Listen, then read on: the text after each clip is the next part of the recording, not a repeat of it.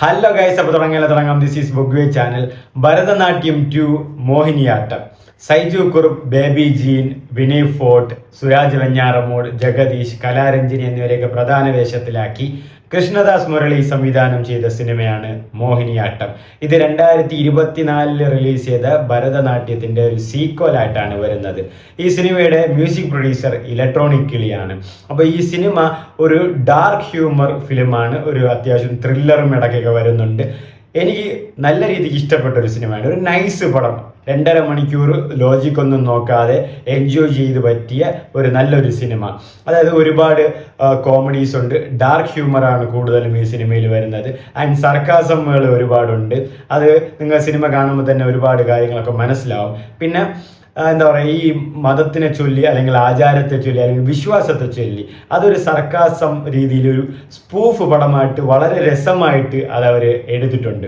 കാരണം ഈ ഹിന്ദുത്വം അങ്ങനെ കുറച്ച് പരിപാടികളും കാര്യങ്ങളൊക്കെ ഈ സിനിമയിൽ വരുന്നുണ്ട്. അതാണ് ഞാൻ പറഞ്ഞത്, ഈ വിശ്വാസത്തിന് കുറച്ച് വ്രണപ്പെടുത്തുന്ന അല്ലെങ്കിൽ കൊട്ടുകൊടുക്കുന്ന അല്ലെങ്കിൽ ഒരു സർക്കാസം രീതിയിൽ പറയുന്ന കുറച്ച് കാര്യങ്ങൾ, വ്രണപ്പെടുത്തുന്ന കാര്യങ്ങളെന്നല്ല ഞാൻ പറഞ്ഞത്. ഇനി അത് കാണുമ്പോൾ ആർക്കെങ്കിലും വ്രണപ്പെട്ടാലോ, ഇനി അതിനുമായിട്ട് വല്ല കൊടിയും പിടിച്ച് ഇറങ്ങിയാലോ എന്നുള്ളതാണ് ഞാൻ പറഞ്ഞത്. കാരണം അങ്ങനത്തെ കുറച്ച് സ്പൂഫ് കാര്യങ്ങളൊക്കെ വരുന്നുണ്ട്. സമൂഹത്തിൽ ഇപ്പോൾ നടക്കുന്ന ഈ വിശ്വാസത്തെക്കുറിച്ച് അല്ലെങ്കിൽ അന്ധവിശ്വാസങ്ങളെ കുറിച്ചുള്ള കുറച്ച് സംസാരങ്ങളൊക്കെ ഉണ്ടല്ലോ, അതിന് ചെറുതായിട്ടൊരു കൊട്ടു കൊടുക്കുന്ന രീതിയിലുള്ള കുറച്ച് സ്പൂഫുകൾ, രംഗങ്ങളൊക്കെ അത് ചിരിയും വരും, ചിന്തിപ്പിക്കുകയും ചെയ്യും.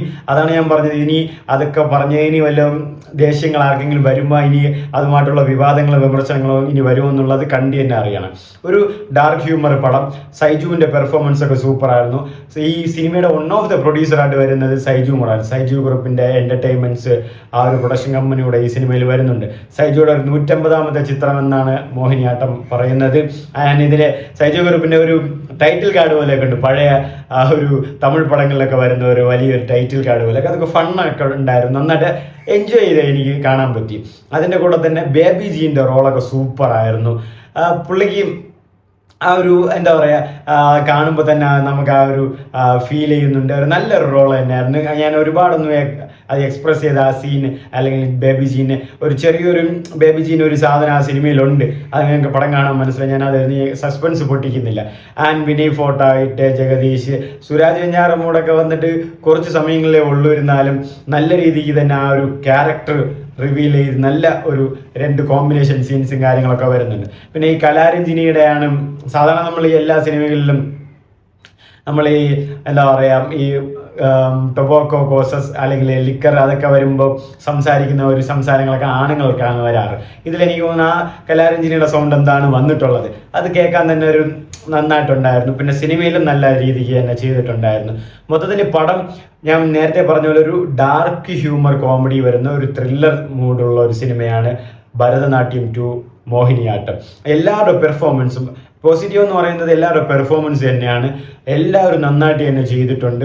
ആൻഡ് ഇതിൽ ഈ ഒരു ടോട്ടലി ഷിഫ്റ്റ് ജോണർ തന്നെ ഈ സിനിമയിൽ വരുന്നുണ്ട്. അത് നല്ല രീതിക്ക് ആ സീക്വലിനെ ഒരു ഷിഫ്റ്റ് ജോണർ ചെയ്തിട്ട് തന്നെയാണ് ഈ മോഹിനിയാട്ടം വരുന്നത്.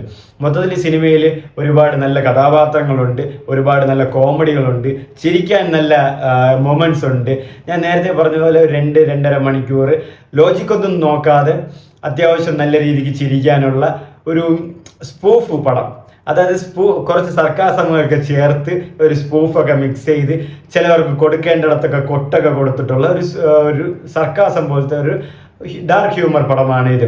എല്ലാവരും അത് കാരണം അവരുടെ സംസാരങ്ങളിൽ ഒരു ഡാർക്ക് ഹ്യൂമറിന് നിങ്ങൾക്ക് തോന്നും, കാരണം എല്ലാം കൊട്ടുകൊടുത്താണ് സംസാരിക്കുന്നത്. മൊത്തത്തിൽ എനിക്ക് ടോട്ടലി നന്നായിട്ട് ഇഷ്ടപ്പെട്ടു സിനിമ. ഇത് 2024 ഇറങ്ങിയ ഭരതനാട്യം എന്ന സിനിമയുടെ സീക്വലായിട്ടാണ് വരുന്നത്. എല്ലാവരും നന്നായിട്ട് അഭിനയിച്ചിട്ടുണ്ട്. മ്യൂസിക്കും ഒരുപാട് നല്ല അങ്ങനെ വലിയ മ്യൂസിക്കൊന്നും ഇല്ലെങ്കിലും അത്യാവശ്യം കേട്ടുകൊണ്ടിരിക്കാനുള്ള, കാരണം അതേ ഒരുപാട് മ്യൂസിക് ഇടേണ്ട ആ സാഹചര്യം കാര്യങ്ങളൊന്നും ഈ സിനിമയിൽ ഇല്ല. എന്നിരുന്നാലും മ്യൂസിക്കും അത്യാവശ്യം നന്നായിട്ട് തന്നെ ഉണ്ടായിരുന്നു. ആൻഡ് മൊത്തത്തിൽ ഈ ഭരതനാട്യം ഫസ്റ്റ് കണ്ടാൽ തന്നെ സെക്കൻഡ് കാണണമെന്നൊന്നും ഇല്ല. സെക്കൻഡ് കണ്ടാൽ നിങ്ങൾക്ക് മനസ്സിലാവും. ടോട്ടലി ഒരു ജോണർ ഷിഫ്റ്റ് ചെയ്തിട്ടാണ് സിനിമ വരുന്നത്. നല്ലൊരു സിനിമ തന്നെയാണ്. എനിക്ക് നന്നായിട്ട് ഇഷ്ടപ്പെട്ടു. ഞാൻ പറഞ്ഞത് ഒരു ചുമ്മാ ലോജിക്കൊന്നും നോക്കാതെ വെറുതെ നമുക്ക് ഒരു ഡാർക്ക് ഹ്യൂമറൊക്കെ ഇങ്ങനെ അടിച്ച് നോക്കി ചിരിച്ചിരിക്കാം. നിങ്ങൾക്കും കാണാം.